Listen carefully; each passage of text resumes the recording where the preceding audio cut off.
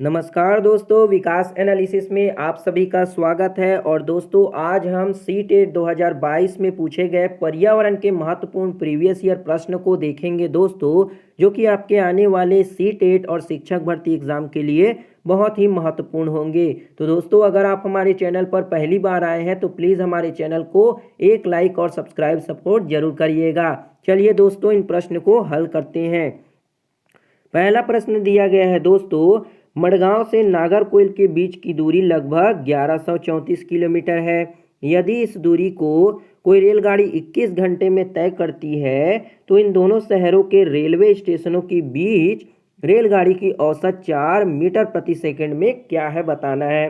तो दोस्तों आप सभी जानते होंगे जो एवरेज स्पीड यानी कि औसत चाल होता है वो कुल दूरी यानी कि टोटल डिस्टेंस अपॉन क्या होता है, टोटल टाइम के बराबर होता है। तो दोस्तों इसी फॉर्मूले में हम मान रख के इसका आंसर जो है निकाल लेंगे। तो चलिए दोस्तों रखते हैं, हमारा जो एवरेज स्पीड निकालना है वो क्या होगा, टोटल दूरी हमको कितना दिया गया है, वो दिया गया है 1134 किलोमीटर, बटे में हमारा समय कितना दिया है 21 घंटे। तो दोस्तों इसको डिवाइड करेंगे, 7 से भाग देंगे तो ये 3 बार में जाएगा, और इसको 7 से भाग देंगे तो ये लगभग आपका चला जाएगा कितने बार में जाएगा दोस्तों, 162 में चला जाएगा। ठीक है, अब फिर इसको 3 से भाग देंगे तो 3 पंचे 15 और 3 चौक 12, ये आ गया आपका किलोमीटर प्रति घंटे में आ गया है ना, 54 किलोमीटर प्रति घंटा, जो कि आपके ऑप्शन नंबर 4 में दिया गया है। लेकिन ये हमारा आंसर नहीं होगा क्योंकि हमको मीटर प्रति सेकंड में पूछा गया है। तो इसके लिए हम क्या करेंगे, इसको 5/18 से मल्टीप्लाई कर देंगे, तो 54 गुनी कर देंगे 5/18, तो 18 से ये 3 बार में चला जाएगा दोस्तों, और ये 3 गुना 5 करेंगे यानी कि 3 गुना 5 करेंगे तो कितना आ जाएगा, ये 15 मीटर प्रति सेकेंड आपका आंसर हो जाएगा, जो कि आपके ऑप्शन नंबर 1 में दिया गया है 15 मीटर प्रति सेकेंड। तो ऑप्शन नंबर 1 जो होगा दोस्तों आपका करेक्ट हो जाएगा, और इस प्रश्न को आप इस तरीके से हल कर सकते थे। अगला प्रश्न देखते हैं दोस्तों, कोई छात्र ए पर है और बी पर पहुंचना चाहता है, इसके लिए वह पहले बिंदु ओ पर जाता है जो ए के ठीक उत्तर में 90 मीटर की दूरी पर है, और फिर वह ओ से बी पर ठीक पश्चिम की दिशा में 120 मीटर तय करने पर पहुंचता है। ए की बी से कम दूरी और बी के सापेक्ष ए किस दिशा में है उसको हमको बताना है, यानी कि हमको उसका डिस्टेंस बताना है और वो कौन सी दिशा में है बी के सापेक्ष ए उसको भी बताना है। तो मान लेते हैं दोस्तों हमारा पॉइंट ओ यहाँ पे है, और इसके दक्षिण में कौन है, यहाँ पे हमारा ए पॉइंट है ना, ए पॉइंट है, और इधर हमारे पश्चिम साइड हमारा बी पॉइंट है ना। तो ओ ए से ओ तक जाने में हमको कितना समय लग रहा है, 90 मीटर लग रहा है, 90 मीटर की डिस्टेंस है, और ओ से बी तक 120 मीटर का डिस्टेंस है ना, 120 मीटर। हमको ये वाला डिस्टेंस जो है हमको निकालना है, तो हम मान लेते हैं ये हमारा एक्स डिस्टेंस है। ठीक है, और यहीं से हमको दिशा भी निकालनी है, तो दिशा पता कर लेते हैं दोस्तों। यहाँ से अगर हम देखें तो ये हमारा क्या हो जाएगा, ये हमारा नॉर्थ यानी कि उत्तर हो जाएगा, ये साउथ हो जाएगा, और ये हमारा ईस्ट साइड हो जाएगा। तो यहाँ से हम सापेक्ष देखें तो ये हमारा कौन सा दिशा होगा दोस्तों, दक्षिण और पूर्व हो जाएगा, है ना, दक्षिण पूर्व, जो कि हमारे किस में दिए गए हैं, ऑप्शन नंबर बी में भी दक्षिण पूर्व है, और ऑप्शन नंबर 3 में भी आपका दक्षिण पूर्व दिया गया है। तो अब हमको यहाँ से डिस्टेंस निकालना है, तो हमको दो ऑप्शन तो हमने डिस्कार्ड कर दिया, लेकिन हमारे पास 2 ऑप्शन आ रहे हैं, तो इसमें एक ऑप्शन को हमें डिस्कार्ड करना पड़ेगा। तो इसके लिए क्या करेंगे दोस्तों, हम पाइथागोरस फॉर्मूले का यूज़ करेंगे। तो पाइथागोरस यूज़ करते हैं दोस्तों। पाइथागोरस आपने जानते होंगे क्या होता है, कर्ण का वर्ग, क्या होता है, कर्ण का वर्ग बराबर में लंब का वर्ग प्लस आधार का वर्ग के बराबर होता है। तो यहाँ पे हमारा कर्ण क्या हो जाएगा, एक्स स्क्वायर, बराबर में हमारा लंब क्या हो जाएगा, 90 का स्क्वायर है ना, और हमारा आधार कितना हो जाएगा, 120 का स्क्वायर। अब ये अगर स्क्वायर को हटाएंगे तो यहाँ पे रूट लग जाएगा, तो ये हमारे 90 का स्क्वायर कितना हो जाएगा, ये हो जाएगा आपका 8100, कितना होगा 8100, प्लस में आपका हो जाएगा 120 का अगर स्क्वायर करेंगे तो कितना हो जाएगा दोस्तों, 144, यानी कि 14400 हो जाएगा, है ना, 14400 आ गया। और इसको अगर हम जोड़े 8100 और 14400 को जोड़ेंगे तो कितना हो जाएगा दोस्तों? ये हो जाएगा आपका 22500। कितना होगा? 22500 है ना, 22500 हो जाएगा। और 22500 का अगर हम रूट निकालें, अंडर रूट, तो क्या हो जाएगा इसका? ये हो जाएगा 225, तो ये हो जाएगा आपका 15150 है ना, 150 आ जाएगा आपका मीटर में। और हमने पहले ही दिशा निकाल लिया था दोस्तों, क्या आया था हमारा दिशा? यहाँ से दक्षिण और पूर्व निकल के आया था, है ना, दक्षिण पूर्व। और हमारा डिस्टेंस कितना निकल के आया है? 150। तो यहाँ पे आपका सही आंसर क्या होगा? वो हो जाएगा दोस्तों आपका 150 मीटर और दक्षिण पूर्व, जो कि ऑप्शन नंबर 3 आपका सही हो जाएगा। तो इस तरह से दोस्तों आप इस प्रश्न को हल कर सकते हैं। अगला प्रश्न देखते हैं दोस्तों।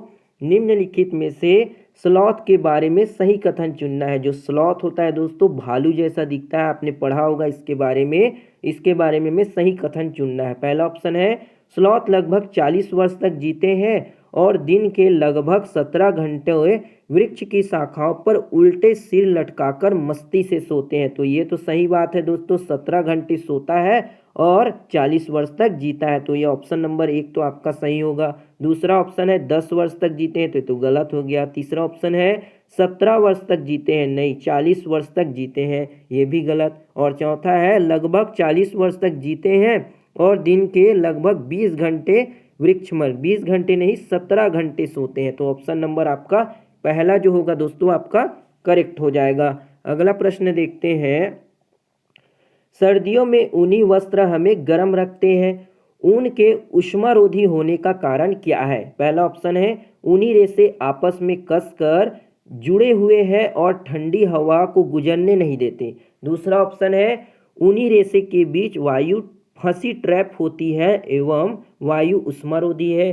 तीसरा ऑप्शन है, ऊनी रेशे मोटे होते हैं और बाहरी ऊष्मा को नियंत्रित करते हैं। चौथा ऑप्शन है आपका, ऊनी रेशे मोटे होते हैं और ठंडी हवा को गुजरने नहीं देते। तो इसका सही आंसर क्या होगा? वो हो जाएगा दोस्तों, ऊनी रेशे के बीच वायु जो होती है फंस जाती है और वायु ऊष्मारोधी होती है, यानी कि आपके शरीर के अंदर के ताप को बाहर नहीं जाने देता है और बाहर की ठंडी को आपके शरीर के भीतर आने नहीं देता है, यानी कि ऊष्मारोधी का काम करता है। तो ऑप्शन नंबर 2 आपका करेक्ट हो जाएगा। अगला प्रश्न देखते हैं दोस्तों। अगला प्रश्न है, कक्षा 5 की पाठ्य पुस्तक में छपे गोलकुंडा किले के मानचित्र में 1 सेंटीमीटर जमीन पर 110 मीटर की दूरी को दर्शाता है। इस मानचित्र में फतेह दरवाजे और बजारा दरवाजे के बीच की दूरी 14.4 सेंटीमीटर है। इन दोनों दरवाजों के बीच कम से कम दूरी होगी। और सभी दोस्तों हमको किलोमीटर में दिया गया है, तो हमको किलोमीटर में आंसर निकालना पड़ेगा।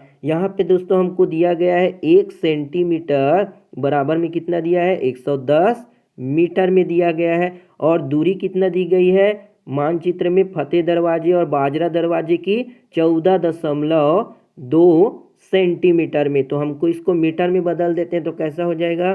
14.2 गुना में 1 सेंटीमीटर बराबर हमने कितना निकाला है प्रश्न में? 110 मीटर, है ना। तो 110 मीटर से मल्टीप्लाई करेंगे, ये पॉइंट हटाएंगे तो ये जीरो आप कैंसल हो जाएगा। अब 142 का गुना हम 11 से करेंगे तो कितना आ जाएगा दोस्तों? 142 का गुना करेंगे तो ये आ जाएगा आपका 1562। कितना आ जाएगा? 1562 मीटर में आ जाएगा, है ना। 1562 आपका मीटर में आ जाएगा। और हमको दोस्तों यहाँ पे 1562 सभी में दिख नहीं रहा है, सभी में नहीं दिख रहा है, पहला ऑप्शन और दूसरे में दिख रहा है ना। हमको इसको किलोमीटर में चेंज करना है। तो किलोमीटर आप सभी जानते होंगे कि 1 किलोमीटर बराबर कितना होता है? 1 किलोमीटर बराबर होता है 1000 मीटर, है ना। तो हम इसको क्या करेंगे? इसको 1000 से डिवाइड कर देंगे, है ना। 1562 को 1000 से डिवाइड कर देंगे तो 1562 बटे में हम इसको अगर 1000 से डिवाइड कर देंगे तो कितना आ जाएगा? 1.562 ये आपका किलोमीटर में निकल के आ जाएगा, जो कि आपके ऑप्शन नंबर 3 में दिया गया है। 1.562 आपका तीसरा सही हो जाएगा। अगला प्रश्न देखते हैं दोस्तों। 3 राज्यों का ऐसा समूह जिनके किसी किनारे पर अरब सागर है, कौन सा सही है ना। 3 राज्य का ऐसा समूह हमको बताना है जो अरब सागर के किनारे में है। पहला ऑप्शन है केरल, कर्नाटक, महाराष्ट्र। दूसरा है केरल, कर्नाटक आंध्र प्रदेश। तीसरा ऑप्शन है उड़ीसा आंध्र प्रदेश और महाराष्ट्र। चौथा ऑप्शन है महाराष्ट्र केरल और पश्चिम बंगाल। तो कौन सा ऐसा 3 राज्य है दोस्तों जो अरब सागर के किनारे पर है? तो इसका सही आंसर हो जाएगा आपका केरल, कर्नाटक और महाराष्ट्र ऐसे राज्य हैं जो अरब सागर के किनारे पर है। तो ऑप्शन नंबर 1 आपका यहाँ पे सही हो जाएगा। अगला प्रश्न देखते हैं दोस्तों। अगला प्रश्न है, एक ऐसा नाच जिसमें जमीन पर बांस की डंडी लेकर दो दो लोगों की जोड़ी आमने सामने बैठती है, ढोल की ताल पर डंडियों को जमीन पर पीटते हैं और ताल के अनुसार डंडियों है दोस्तों, इंडियो लिखा गया है, डंडियों के बीच लोग एक कतार में खड़े होकर कूदते हैं और नाचते हैं। इस नाच का नाम तथा उस राज्य का नाम जहां ये लोग नाचते हैं। तो हमें उस राज्य और उस नाच का नाम जो है हमें बताना है, कौन सा डांस करते हैं और किस राज्य में करते हैं। पहला है तोरंग मिजोरम में, दूसरा है कुडुक झारखंड में, तीसरा ऑप्शन है चिराव मिजोरम में और चौथा ऑप्शन है झूम झारखंड में। तो कौन सा डांस करते हैं दोस्तों बांस की ताल में? तो इसका सही आंसर हो जाएगा आपका क्या होगा? चिराव डांस करते हैं जो कि मिजोरम में किया जाता है ना। तो ये आपका ऑप्शन नंबर 3 आपका करेक्ट हो जाएगा। अगला प्रश्न देखते हैं दोस्तों। अगला प्रश्न है, संसार की 5वीं और भारत की पहली ऐसी महिला जिन्होंने माउंट एवरेस्ट की चोटी पर कदम रखा उसका नाम क्या है? पहला ऑप्शन है बछेंद्री पाल, दूसरा है सुनीता विलियम, तीसरा है कर्णम मल्लेश्वरी और चौथा है संतोष यादव। तो संसार की 5वीं और भारत की पहली महिला जिसने माउंट एवरेस्ट की चोटी पर कदम रखा कौन है दोस्तों? वो हो जाएगी आपकी बछेंद्री पाल। ऑप्शन नंबर 1 आपका करेक्ट हो जाएगा। अगला प्रश्न देखते हैं दोस्तों। अगला प्रश्न है, प्रसिद्ध भारतीय त्योहार होली और दिवाली के विषय में नीचे दिए गए कथनों में सही कथन का चुनाव करना है। होली और दिवाली के बारे में हमको बताना है। पहला ऑप्शन है, ये दोनों त्यौहार पूर्णिमा को मनाए जाते हैं, ये दोनों त्यौहार अमावस्या को मनाए जाते हैं, दिवाली पूर्णिमा को तथा होली अमावस्या को मनाई जाती है। चौथा ऑप्शन है, दिवाली अमावस्या को तथा होली पूर्णिमा को मनाई जाती है। इसका सही आंसर क्या होगा दोस्तों? बहुत ही इजी प्रश्न है। हम सभी जो है दिवाली और होली का त्यौहार मनाते हैं। तो इसका आंसर जो है दोस्तों आप हमें कमेंट बॉक्स में जरूर दीजिएगा। बहुत ही इजी प्रश्न है दोस्तों। आप हर साल दिवाली और होली का त्यौहार मनाते हैं तो इसके बारे में आपको जरूर से पता होगा। इसका आंसर आप जरूर हमें कमेंट बॉक्स में बताइएगा। अगला प्रश्न देखते हैं, रेगिस्तानी ओक के विषय में नीचे दिए गए कथन पर आपको विचार करना है। पहला ऑप्शन है, यह वृक्ष लगभग किसी सामान्य कक्षा के कमरे की दीवार की ऊंचाई तक बढ़ता है। तो ये तो सही है। दूसरा है, यह वृक्ष अबू धाबी में पाया जाता है। तीसरा ऑप्शन है, इस वृक्ष के तने में जल एकत्र होता है, स्थानीय लोगों को जब आवश्यकता होती है तो पाइप से जल निकालकर पीते हैं। ये भी सही बात है। तीसरा ऑप्शन है, इस वृक्ष की जड़ें वृक्ष की लगभग 30 गुना गहराई तक जमीन के नीचे जाती है जब तक कि उसको पानी ना मिल जाए। और चौथा ऑप्शन है, इस वृक्ष की बहुत सी शाखाएं होती है जिन पर घने पत्ते लगे होते हैं। तो इसका सही आंसर क्या हो जाएगा दोस्तों? वो हो जाएगा आपका ऑप्शन नंबर 1 आपका सही हो जाएगा कि वृक्ष की लगभग सामान्य कक्षा की दीवार तक इसकी ऊंचाई होती है और इस वृक्ष में तने में जल एकत्र होता है। स्थानीय लोगों को जब पानी की आवश्यकता होती है तो इसमें पाइप से निकाल लेते हैं। और चौथा जो दिया गया आपका, इस वृक्ष की जड़ें वृक्ष की ऊंचाई लगभग कितनी होती है? 30 गुना गहराई तक जाती है इसकी जड़ें। और जब कब तक जाएगी? जब तक उसे पानी ना मिल जाए तब तक जाती है। तो ये भी आपका सही हो जाएगा। तो आपका ए सही हो जाएगा, सी सही हो जाएगा और डी सही हो जाएगा। तो ऑप्शन नंबर आपका ए जो होगा यहाँ पे पहला करेक्ट हो जाएगा। और दोस्तों जो ओक रेगिस्तानी वृक्ष है ये कहाँ पाया जाता है करके पूछा जाए तो ये जो है ऑस्ट्रेलिया में पाया जाता है। अबू धाबी में नहीं पाया जाता है दोस्तों, ऑस्ट्रेलिया में। आप इसको याद रखिएगा। अगला प्रश्न देखते हैं दोस्तों। अगला प्रश्न है, हमारे देश में ऐसे गांव हैं जहां के ग्रामवासी अत्यधिक वर्षा के कारण अपने घरों को बांस के खंभों पर जमीन से 10 से 12 फीट यानी कि 3 से 3.5 मीटर ऊंचाई पर बनाते हैं। इन घरों को अंदर से लकड़ी से ही बनाया जाता है। ये गांव कहाँ होने चाहिए? पहला ऑप्शन है हिमाचल प्रदेश, दूसरा है तमिलनाडु, तीसरा है असम, चौथा है उत्तराखंड। तो कौन सा हमारे देश का राज्य है दोस्तों जहाँ पे घर जो होते हैं वर्षा के पानी से बचने के लिए किससे बनाए जाते हैं? बांसों से बनाए जाते हैं, और घर के अंदर को भी बांस से बनाया जाता है। कौन सा ऐसा राज्य है? तो वो होगा आपका असम। असम के लोग जो है दोस्तों पानी से बचने के लिए यानी कि अत्यधिक वर्षा से बचने के लिए अपने घर को बांसों के खंभों पर बनाते हैं। तो ऑप्शन नंबर 3 आपका असम सही हो जाएगा। और असम की राजधानी क्या होती है दोस्तों? असम की राजधानी होती है दिसपुर। क्या होता है? दिसपुर। तो आप इसको भी याद रखिएगा। अगला प्रश्न देखते हैं दोस्तों। अगला प्रश्न है नीचे दिए गए हमारे देश के किस राज्य या केंद्र शासित प्रदेश के अधिकांश सामान्य लोगों को नारियल डली हुई किसी भी करी के साथ उबला हुआ टेपियोका खाना सबसे अच्छा लगता है? तो कौन सा ऐसा राज्य है दोस्तों जहाँ के लोग अपने खाने में जो है नारियल का ज़्यादा यूज़ करते हैं? पहला ऑप्शन है आंध्र प्रदेश, दूसरा है तमिलनाडु, तीसरा है गोवा, चौथा ऑप्शन है केरल। तो इसका सही आंसर क्या हो जाएगा दोस्तों? वो हो जाएगा आपका केरल। केरल के लोग जो होते हैं वो लगभग अपने हर खाने में नारियल का इस्तेमाल करते हैं। तो ऑप्शन नंबर 4 जो होगा आपका केरल करेक्ट हो जाएगा।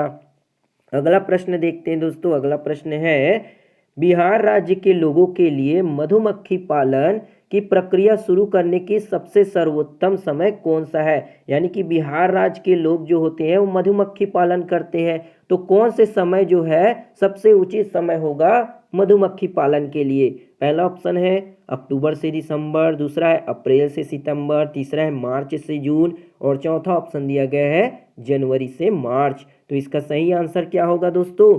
वो हो जाएगा आपका अक्टूबर से दिसंबर में मधुमक्खी पालन किया जाता है। तो ऑप्शन नंबर 1 आपका करेक्ट हो जाएगा। और बिहार की राजधानी अगर पूछा जाए दोस्तों तो बिहार की राजधानी क्या होता है? वो होता है पटना। क्या होता है? बिहार की राजधानी पटना होता है। दोस्तों आप हमें एक प्रश्न का आंसर दीजिएगा कि मधुमक्खी पालन जो है उसको क्या कहते हैं, कि इसका स्टडी जो है दोस्तों क्या कहलाता है? इसका आंसर आप हमें कमेंट बॉक्स में जरूर बताइएगा। अगला प्रश्न देखते हैं दोस्तों। अगला प्रश्न है मानव पोषण के संदर्भ में स्वांगीकरण का क्या अर्थ है? मानव पोषण के संदर्भ में स्वांगीकरण का क्या अर्थ होता है पूछा गया है। पचा हुआ भोजन का क्षुद्रांत यानी कि छोटी भित्ति की में अवशोषित होना एवं रुधिर वाहिकाओं में प्रवेश करना। दूसरा है अवशोषित पदार्थ का शरीर के विभिन्न भागों में स्थानांतरित होना। तीसरा है पचा हुआ पदार्थ शरीर में जटिल पदार्थों को बनाने में उपयोग होना।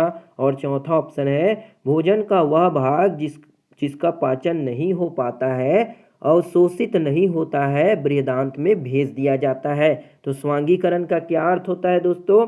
इसका सही आंसर हो जाएगा आपका अवशोषित पदार्थ का शरीर के विभिन्न भागों में स्थानांतरित कर दिया जाता है। तो ऑप्शन नंबर बी दूसरा आपका करेक्ट हो जाएगा। अगला प्रश्न देखते हैं दोस्तों। उस खेत की मृदा के विषय में विचार कीजिए जिसमें कोई किसान रासायनिक उर्वरक और पीड़कनाशियों यानी कि कीटनाशियों का अधिकाधिक उपयोग करके अपने खेतों को बार बार धान की फसल उगा रहा है। उसके विचार से आपके विचार से उसके इस व्यवहार से उसके व्यवहार से खेतों की मृदा पर क्या प्रभाव पड़ेगा? यानी कि दोस्तों एक किसान है जो अपने खेतों में क्या करता है? रासायनिक उर्वरक कीटनाशकों का सब अधिक से अधिक उपयोग कर रहा है ना, और बार बार एक ही तरह के फसल को उगाता है यानी कि धान को ही उगा रहा है। तो उसके खेत का क्या होगा दोस्तों? उसके बारे में पूछा गया है।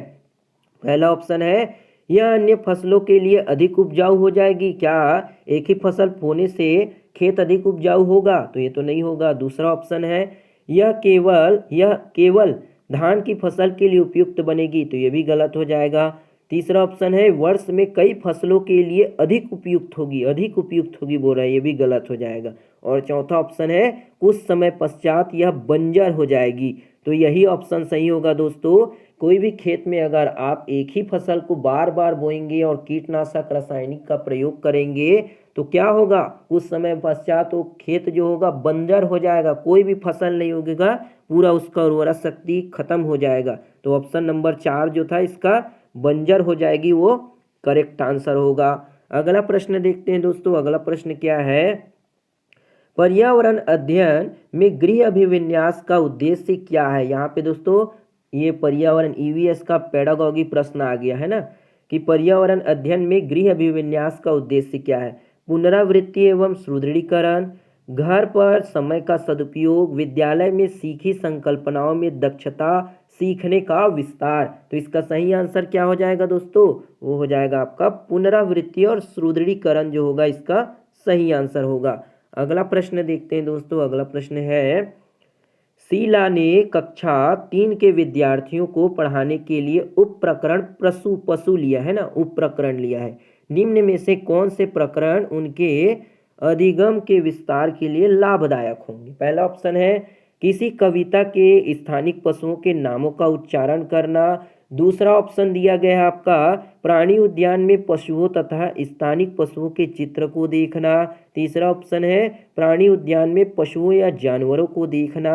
और चौथा ऑप्शन है पशुओं के चित्रों के कटआउट देखना।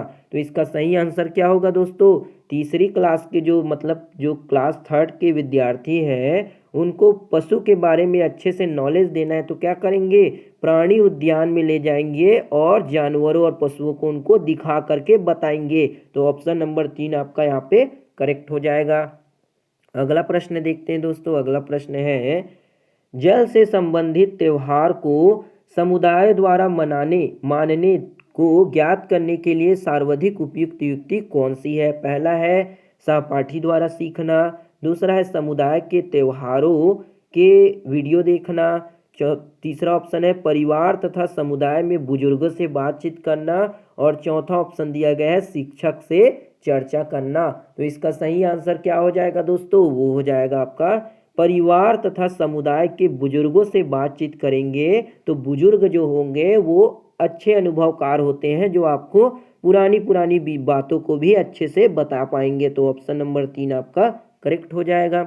अगला प्रश्न देखते हैं, कक्षा 1 तथा कक्षा 2 में पर्यावरण अध्ययन की कोई पाठ्य पुस्तकें क्यों नहीं होती। बहुत ही इंपॉर्टेंट क्वेश्चन है दोस्तों, लगभग हर बार जो है ये प्रश्न आपको सीटेट में पूछा ही जाता है। तो इसको दोस्तों आप ध्यान से देखिएगा। यहाँ पे पूछा गया है कि कक्षा 1 तथा कक्षा 2 में पर्यावरण अध्ययन की कोई पाठ्य पुस्तक क्यों नहीं होती।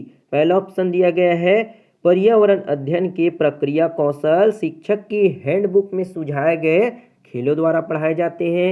दूसरा है पर्यावरण अध्ययन की महत्वपूर्ण संकल्पनाएं शिक्षक द्वारा संचालित पारस्परिक क्रियाकलापों द्वारा पढ़ाए जाते हैं। तीसरा है पर्यावरण अध्ययन से संबंधित संकल्पनाएं और कौशल भाषा तथा गणित द्वारा सिखाए जाते हैं। और चौथा ऑप्शन दिया गया आपका पर्यावरण अध्ययन से संबंधित संकल्पनाएं कौशल भाषा शिक्षण द्वारा दिए जाते हैं। तो इसका सही आंसर क्या होगा दोस्तों, वो हो जाएगा आपका पर्यावरण अध्ययन से संबंधित संकल्पनाएं भाषा के कौशल और गणित के द्वारा सिखाए जाते हैं। तो ऑप्शन नंबर सी जो होगा, तीसरा जो होगा दोस्तों आपका करेक्ट हो जाएगा। अगला प्रश्न देखते हैं दोस्तों, निम्न में से सामाजिक सांस्कृतिक वातावरण का उदाहरण है। कौन जो है सामाजिक सांस्कृतिक पर्यावरण का उदाहरण है उसे हमें बताना है। पहला ऑप्शन है जल, दूसरा है जंगल, तीसरा है स्मारक है और चौथा है समुदाय। तो कौन जो होगा दोस्तों सामाजिक सांस्कृतिक वातावरण का उदाहरण होगा। बहुत ही इजी प्रश्न है, तो इसका आंसर हो जाएगा समुदाय। समुदाय जो होता है सामाजिक सांस्कृतिक वातावरण का उदाहरण है। तो ऑप्शन 4 आपका करेक्ट हो जाएगा। अगला प्रश्न देखते हैं दोस्तों, पर्यावरण अध्ययन की संकल्पनाओं को प्राथमिक स्तर पर प्रस्तुत करने का उपागम ऐसा है कि विद्यार्थियों को भोजन आश्रय इत्यादि के विषय में ज्ञात करने के लिए अपने परिवार और समुदाय के सदस्यों से परामर्श लेना पड़ता है। इसका क्या कारण है। पहला ऑप्शन दिया गया है यह विद्यार्थी अपने परिवार के सदस्यों के निकट है। दूसरा ऑप्शन परिवार और समुदाय भोजन आश्रय इत्यादि के संबंध में अधिक जानकारी रखते हैं। तीसरा ऑप्शन है अधिगम का प्राथमिक स्रोत विद्यार्थियों की सामाजिक अर्थ सांस्कृतिक पृष्ठभूमि है। और चौथा है पियाजे के मनोवैज्ञानिक नियम सीखने की सामाजिक अन्योन्य क्रिया पर आधारित है। तो इसका सही आंसर क्या हो जाएगा दोस्तों? वो हो जाएगा आपका अधिगम का प्राथमिक स्रोत विद्यार्थियों की सामाजिक आर्थिक या सामाजिक सांस्कृतिक पृष्ठभूमि से होती है। तो ऑप्शन नंबर 3 आपका यहाँ पे करेक्ट हो जाएगा। अगला प्रश्न देखते हैं दोस्तों। अगला प्रश्न क्या दिया है?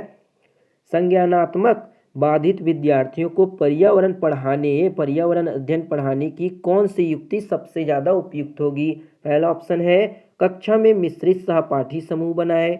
दूसरा है पढ़ाने के लिए श्रव्य पाठों का अधिक विकास करें। तीसरा ऑप्शन है कार्यों को भागों में बांटे और पृथक रूप से भागों को पूरा करें। चौथा ऑप्शन है स्पर्शी शिक्षण अधिगम सामग्रियों का अधिक उपयोग करें। तो इसका सही आंसर क्या हो जाएगा दोस्तों?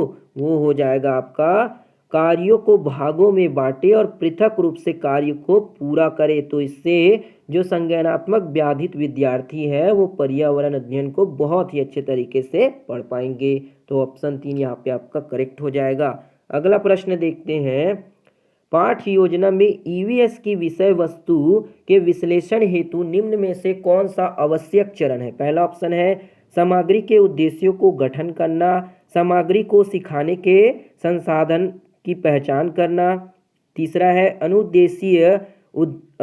अनुदेशीय उद्देश्यों के आकलन की परियोजना बनाना। और चौथा है संकल्पना मानचित्र बनाना। तो इसका सही आंसर क्या हो जाएगा दोस्तों?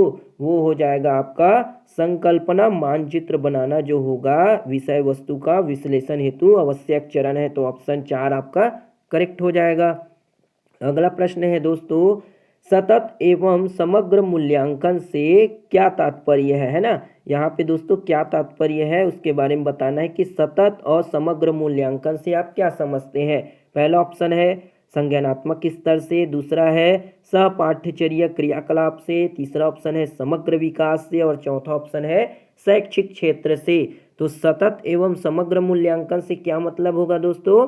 वो होगा आपका समग्र विकास से। तो ऑप्शन नंबर 3 आपका करेक्ट हो जाएगा।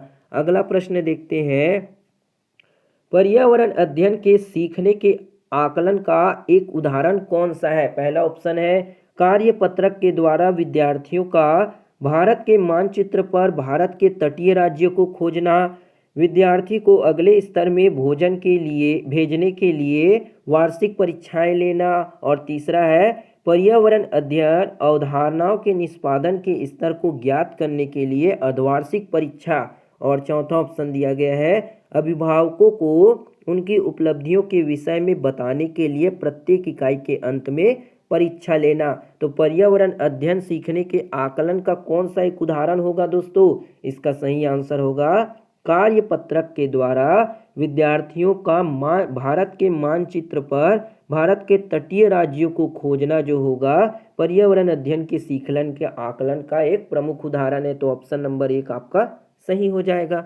अगला प्रश्न देखते हैं दोस्तों। अगला प्रश्न है पर्यावरण अध्ययन एनईपी यानी कि नेशनल एजुकेशन पॉलिसी 2020 के अनुसार में अनुभवात्मक सीखने में वृद्धि के लिए शिक्षण शास्त्रीय अभ्यासों का चुनाव कीजिए। पहला ऑप्शन है पर्यावरणीय अध्ययन की चुनिंदा अवधारणाओं पर ध्यान केंद्रित करना।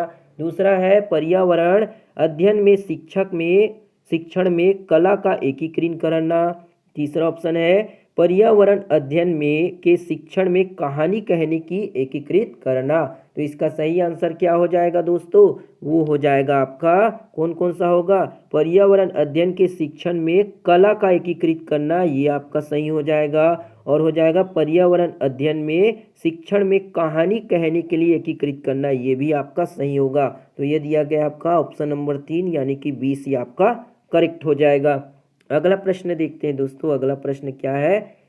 एक प्राणी उद्यान में जाने पर पर्यावरण अध्ययन की शिक्षिका ने अपने विद्यार्थियों से प्राणी उद्यान के जानवरों की खाने की आदतों, उनके देश, बाहरी लक्षणों जैसे कि आकार, रंग, बाल इत्यादि को खोजने के लिए कहा।